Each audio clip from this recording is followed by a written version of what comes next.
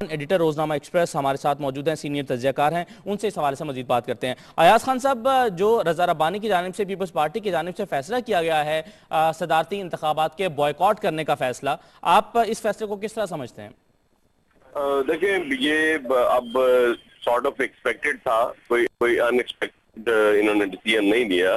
اس کی وجہ یہ کہ رضا ربانی صاحب نے اس دن بھی ریئیکٹ یہی کیا تھا کہ انہیں سنا ضرور جانا چاہیے تھا، اور میرا خیال ہے کہ یہ آئینی ماہرین اور کوئی قانونی ماہر بھی اس بات کو تسلیم کرے گا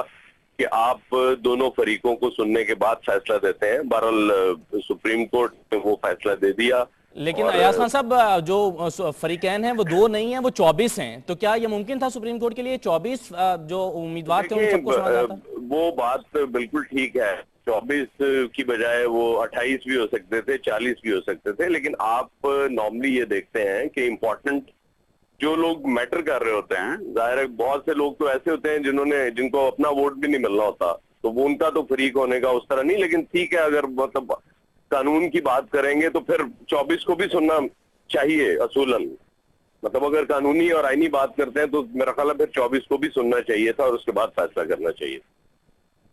ٹھیک ہے، اچھا، لیکن ایاز خان صاحب یہ ایک چیز ہوئی، اب عامر الیاس رانا صاحب سے ہماری بات ہو رہی تھی، وہ کہتے ہیں کہ مستقبل کے جو سیاسی ایشوز ہیں ان کو ڈیولپ کرنے کے لیے اس کو سیاسی مسئلہ بنایا ہے پیپلز پارٹی نے، اس سے اتفاق کرتے ہیں آپ؟ دیکھیں، سیاسی مسئلہ جب آپ موقع دیں گے کسی سیاسی پارٹی کو تو وہ سیاسی مسئلہ تو اس کو بنائے گی، اور اس کا رائٹ بھی ہے۔